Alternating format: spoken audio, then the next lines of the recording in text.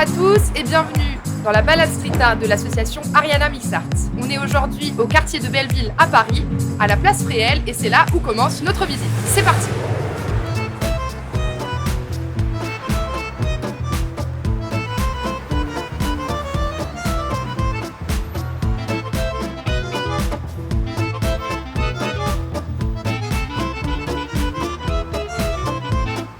L'œuvre à gauche est celle de Ben, artiste niçois né en 1993.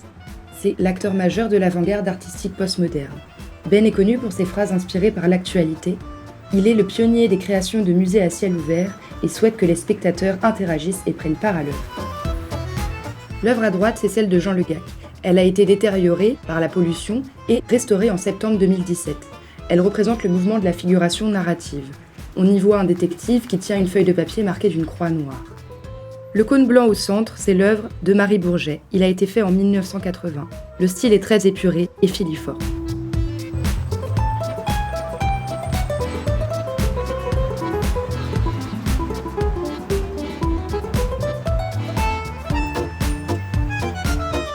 Nous sommes maintenant à rue des Noyers, le second point de notre visite, à 5 minutes de la place Fréhel. La rue des Noyers est une des rues de Paris livrées au graffiti. Les ateliers d'artistes qu'elle accueillait ont été fermés pour construire une crèche et des logements sociaux. On peut toujours voir que ces murs changent sans cesse, que certaines œuvres demeurent, que d'autres se métamorphosent.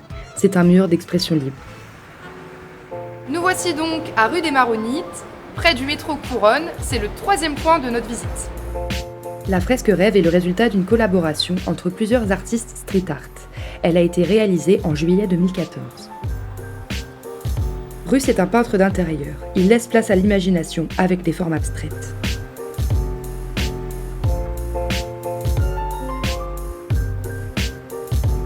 Alex Mac HC est né en 1973 et connu pour ses grands portraits de personnages célèbres.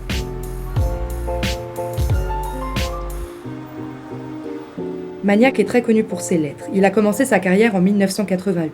Il dessine essentiellement des lettres en 3D.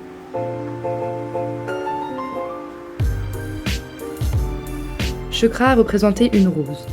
Enfin, CLRC, ce personnage qu'il représente est tout droit sorti de son imaginaire, une boule de poil coiffée d'un chapeau. Nous voilà arrivés au quatrième point de notre visite, rue de Ménilmontant. Dans cette rue, vous pourrez admirer plusieurs fresques d'artistes connus depuis les années 1980. Nous avons choisi de vous en montrer 3. Au 38 rue de Ménilmontant, on peut admirer la fresque de Nemo, qui a été réalisée fin 2009. Elle a été commandée par la copropriété d'un immeuble. C'est un artiste très connu dans le 20e et partout dans Paris. C'est un pochoiriste, informaticien dans la vraie vie. Il souhaite avant tout ajouter de la poésie à la rue. Juste derrière, à rue de la Mare, à côté du café Mont-en-l'Air, on peut voir l'œuvre d'Alex Nézim. Alex avait déjà investi ce mur en 2013 et avait peint un beau portrait d'indienne avec une coiffe de plumes. Il refait le décor en 2015 avec le calligraphe Nézim. L'indienne, c'est désormais une jeune femme orientale dans une posture en extension. L'association d'Alex et Nézim est intéressante, car les décors réalisés par Nézim mettent en valeur les portraits d'Alex. Au 79 rue de Ménilmontant, on peut voir l'œuvre de Jérôme Ménager. Cet artiste est beaucoup représenté dans le quartier du 20e. Il a réalisé cette fresque en 1995, en 1h30 seulement. Sa marque de fabrique, c'est cet homme en blanc. Nous voilà arrivés au 121 rue de Ménilmontant, au pavillon Carré-Baudouin. Le mur d'art urbain est devenu un espace d'expression artistique. Les fresques sont renouvelées 3 fois par an. La programmation artistique est confiée à l'association Artazoï depuis 2013.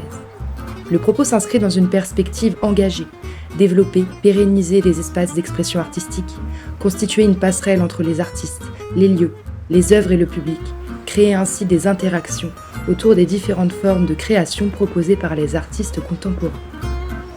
Cette année, on peut admirer le travail de Romain Froquet, John Won et Aurélie Durand. Nous voilà arrivés au 6e point de notre visite, le début de la rue du Retrait. Le nom de la rue est une déformation de Rattray, un vignoble qui se trouvait sur les pentes sud du coteau de Ménilmontant. L'association du Rattray, au 20 rue de Ménilmontant, créée en 2001, a pour objectif de promouvoir les activités artistiques et les échanges culturels dans le quartier autour de la rue du Retrait. On y retrouve 80 artistes de toutes disciplines, Nemo, Jérôme Ménager, Mosco, Mr P et bien d'autres encore. ces artistes ont investi la rue du Retrait depuis plusieurs années. La plupart des œuvres visibles ont été réalisées en 2013 à l'occasion du Mois du Rattray. En septembre 2017, le mouvement prend de l'ampleur. Dans le cadre du Mois du Rattray 2017, du 29 septembre au 15 octobre, l'association décide de donner un coup de neuf à la rue et programme la réalisation de 7 fresques monumentales dont le thème retenu est le végétal. D'autres fresques de taille plus modeste viennent compléter un ensemble remarquable, et quelques-unes plus anciennes résistent encore. Au début de la rue du Retrait, on peut voir les portraits réalisés par Seb D. En 2017, il réalise un portrait de René Magritte et Frida Kahlo. 3 ans plus tard, il remplace celui de Magritte par celui d'Édith Piaf. Il y ajoute un portrait de Jabert. On peut voir les œuvres de Jabert juste en dessous de son portrait. Il ajoute aussi le portrait de Maurice Chevalier. En suivant la rue de Retrait, juste après les portraits de Seb D, on peut voir le mur de Monsieur Pi. Monsieur Pi se nomme Thomas Ditivon et est né le 21 février 1975 à Paris. Cette version du Mr. Pi est le 3e d'une série. Dans les années 2000, l'artiste dessine un volatile bleu loufoque qu'il nomme Mr. Pi. Il adoptera comme un pseudonyme. Il revendique le droit à la différence, la marginalité, et rejette la société conformiste qui pour lui n'est source d'aucune inspiration. Si l'on avance et qu'on le regarde derrière soi, on pourra voir dans l'angle d'un immeuble l'œuvre de Mosco, qu'il a nommée Tigre, papillon et bambou, et réalisée à l'occasion du Mois du Rattray en 2017. Cette fresque fait partie des 4 fresques hautes réalisées sur le thème du végétal. Elles peuvent se voir en perspective, se compléter et se répondre. Celle-ci est la première sur le chemin. Mosco est connu pour représenter des animaux africains qui paraissent toujours plus vivants. En avançant et en se plaçant à l'angle de l'immeuble de la prochaine rue en intersection, il est possible de voir l'œuvre de Simon Carloni et Justine Rossetti, réalisée aussi en octobre 2017 à l'occasion du Mois de Rattray. Cette fresque est aussi sur le thème du végétal et fait partie des 4 monumentales. Elle représente une forêt dans laquelle on retrouve des personnages en noir et blanc.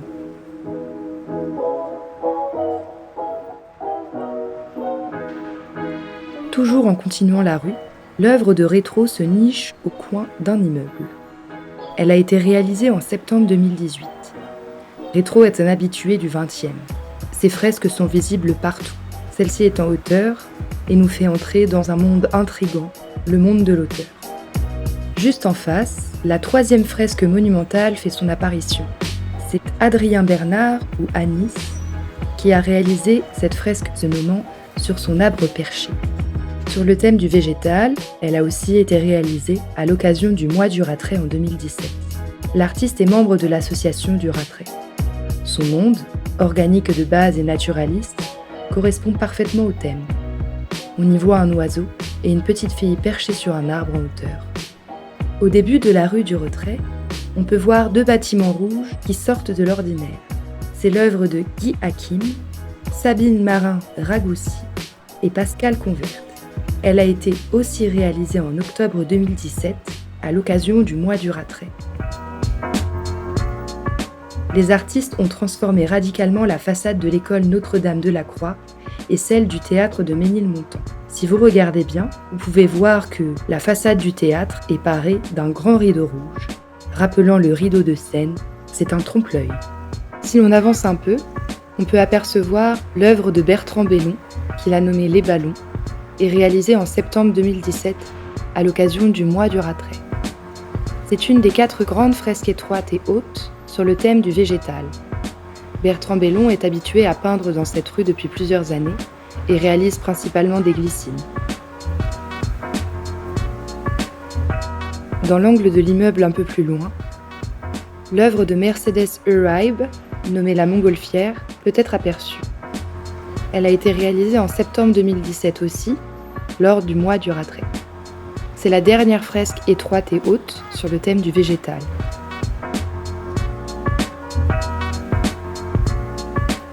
Son univers est une figuration inspirée de ses rêves, de ses origines colombiennes, de sa ville d'adoption, Paris, et des signes que lui offre la vie. Nous voilà arrivés au 7e et dernier point de notre visite, le belvédère de Belleville. Des vignes ont été plantées dans ce parc en mémoire du passé agricole de ce quartier. Ce parc comprend 45 000 m² de verdure. Il a été connu pendant très longtemps pour accueillir les œuvres de l'artiste Seth. Nous nous sommes rendus sur place, et à notre étonnement, l'œuvre de Seth sur le belvédère de Belleville avait été recouverte. Nous avons donc pu admirer son œuvre sur les gradins. Seth, ou Julien Malan, est né en 1972 à Paris et se fait connaître par ses personnages qu'il place partout dans le 20e arrondissement. Ce sont des enfants colorés qui sont représentés dans un contexte géographique, social ou politique difficile. On peut voir dans les gradins ces personnages qui sont représentés tout au long de l'estrade. Sur le belvédère, même si l'œuvre de Seth n'est plus visible, les mosaïques sont encore là. Elles sont des œuvres collectives réalisées par une association du quartier, nommée la Maison de la Plage, et soutenue par la mairie du 20e arrondissement. Elle a été réalisée par plus de 250 citoyens du quartier, essentiellement des jeunes. Cette œuvre est remplacée tous les 4 ans par une nouvelle création. Nous voici arrivés à la fin de notre visite. J'espère que ça vous a plu.